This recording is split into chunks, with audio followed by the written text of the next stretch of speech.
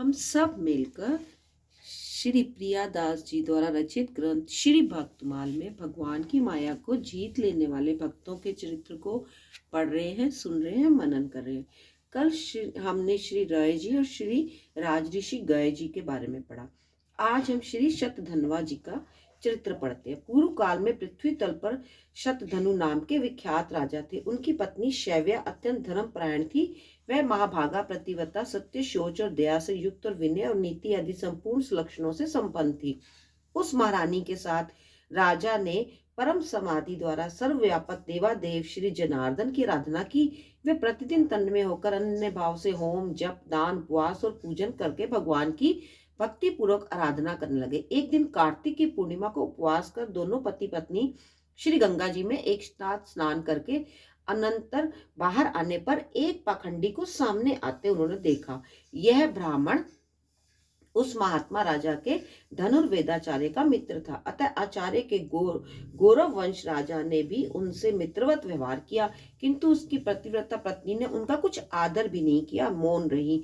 यह सोचकर कि मैं उपवास युक्त हूँ, उन्हें देखकर सूर्य का दर्शन किया। फिर उन दोनों ने यथारीति आकर भगवान विष्णु के पूजा आदि संपूर्ण कर्म विधि पूर्वक किए।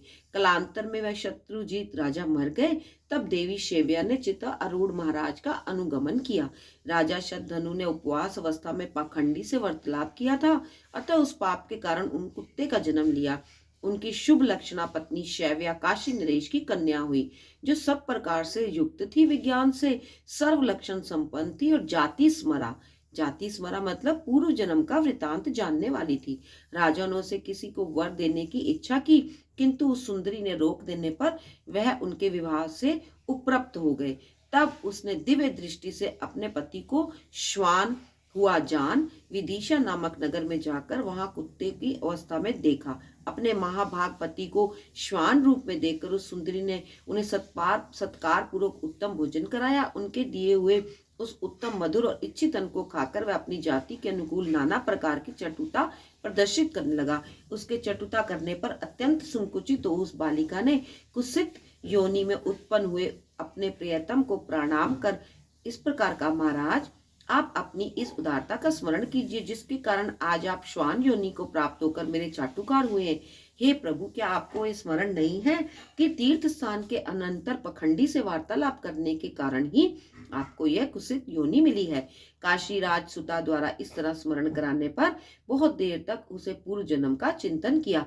तब उन्हें दुर्लभ निर्वेद प्राप्त हुआ। तब उन्होंने अत्यंत उदास चित्त से नगर के बाहर आकर प्राण त्याग दिए और फिर श्रृगाल योनि में जन्म लिया।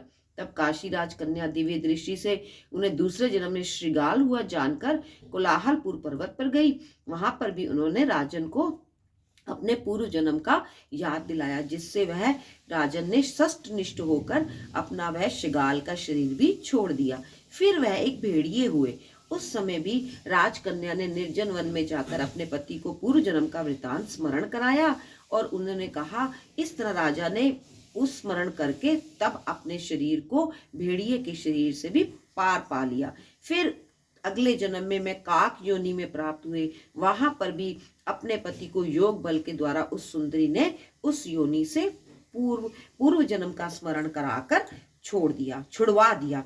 फिर वह मयूर योनि में जन्म लिए। मयूर अवस्था में काशीराज की कन्या उन्हें क्षण क्षण में अति सुंदर मयूरोचित आहार देती हुई उनकी टहल करने लगे।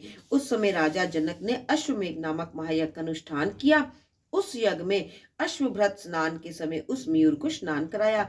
तब उस सुंदरी ने स्वयं ही स्नान कर राजा को यह स्मरण कराया कि किस प्रकार उसने श्वान और श्रृगाल आदि योनियां ग्रहण की थी। अपनी जन्म परंपरा का स्मरण करते हुए उन्होंने अपना शरीर त्याग दिया और फिर महात्मा जनक के यहाँ पुत्र रूप में जन्म लिया। तब उस सुंदरी ने अपने पिता को विवाह के लिए प्रेरित किया। उनकी प्रेरणा से राजा ने उनके स्वयंवर का आयोजन किया। स्वयंवर होने पर उस राजकन्या ने स्वयंवर में आए हुए अपने पति को फिर पति भाव से वरण कर लिया। उस राजकुमार ने काशी राज सुता के साथ नाना प्रकार के भोग भोगे और फिर पिता के परलोकवासी होने पर विदेह नगर